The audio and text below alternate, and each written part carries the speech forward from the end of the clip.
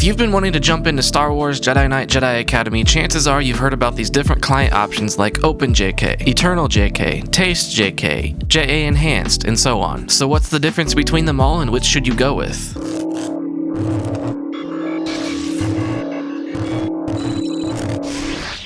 I'll make this video as quick as I can, so a lot of this will be basic history and info on these projects. If you are involved in those teams or are aware of more detail than I'm providing, leave it in a comment for others to check out if they want more. We'll start with OpenJK. What is it and why use it? This is where the quick history lesson begins. Prior to 2012, code mods were made from a very limited source code for multiplayer that was provided by Raven Software, the developer of Jedi Academy, as part of the official SDK or software development kit. In simple terms, this allowed for the community modders to take the backbone of what made the multiplayer mode function on the client side and the server side and alter it in various ways. Lots of mods were born out of this, such as the hugely popular JA Plus mod, which most popular servers still run to this day.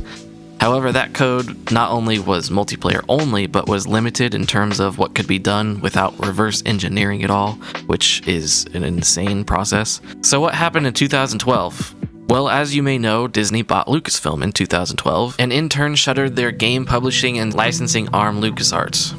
Among the chaos that most likely ensued behind the scenes, some devs over at Raven Software felt it was a good time to release that source code to the community, since LucasArts didn't exist anymore, and other Quake 3 engine games like Quake 3 Arena had already gone open source by that point too, so it seemed fair. From that source code posting, the OpenJK project was born. OpenJK's main focus has always been to maintain the source code as best as possible, fixing bugs and generally just making sure it runs on modern hardware. Its core function is to be as vanilla as possible, which benefits those that want a vanilla experience but want to get those fixes. But that also means that other projects can take that clean foundation of OpenJK, fork it, and build upon it to add their own features as a new project. That's where the others come in. So what is JAEnhanced? JAEnhanced essentially takes what OpenJK has and builds upon it with some new features that go past the scope of what OpenJK sets out to do. It has things like RGB sabers, in-game character and saber menus, new force powers, first-person lightsaber, and much, much more. It's meant to be kind of an enhanced experience of the vanilla single-player game. It has no multiplayer version, it's just strictly single-player. What is TaystJK? For a few years, there was a multiplayer client called EternalJK that aimed to add a ton of quality of life features on top of OpenJK, and it was the go-to client for anyone wanting a vanilla multiplayer experience. However, the people working on it ceased development indefinitely, and the community member named Tayst took the reins to keep development of it going in his own fork. So TaystJK has all the great features of EternalJK and builds upon it even further. This is the current recommended client for Jedi Academy multiplayer as of now.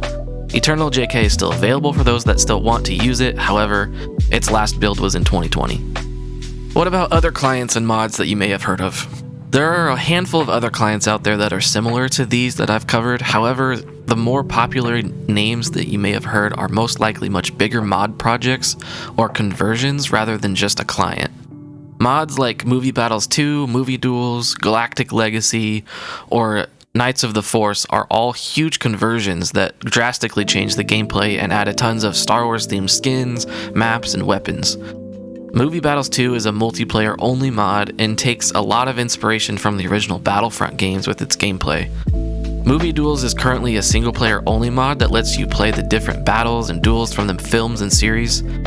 Galactic Legacy is essentially a new spin-off from the older Knights of the Force mod that aims to replace it, being sort of a sandbox experience where you play it with any characters from Star Wars you want to in any location, and has a set of missions to play through from the film series and old EU. That should cover all of the big ones that we recommend checking out. It doesn't hurt to try them all. You can pretty much have all of the clients and mods I just listed installed together to try them all if you wanted. The bottom line though, if you want a pure vanilla experience but with bug fixes and smoother running on modern hardware, go with OpenJK. However, if you want some of those quality of life features and additions, I highly recommend going with JAEnhanced for single player and TaystJK for multiplayer. So why would you need any of these clients? On Windows, you might not need any of these depending on your hardware. However, as PC components and operating systems continue to evolve, these older games aren't evolving with them since the developers no longer maintain or support them, so it comes down to the community's passion and knowledgeable fans to do that work. The biggest reason to use these clients is if you're on macOS or Linux, since they don't have native versions that run on anything modern. These games did have a Mac version, but that only runs on an operating system from over 6 years ago on outdated hardware.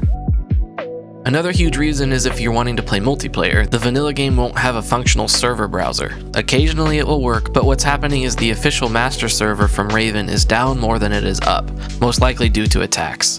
The community has a handful of other master servers, the main one being from JK Hub. OpenJK and other clients default to this new master server, so the server list is reliably functional and you can pick and choose your servers to play on. Otherwise, the other reasons are for bug fixes and features that the base game doesn't have. Hopefully that clears it up a little bit. Comment with questions or any more details you want to provide. Links for all of these clients and mods will be in the description. You can check us out over at jkhub.org for mods and tutorials for Jedi Outcast and Jedi Academy. Thanks for watching. Peace.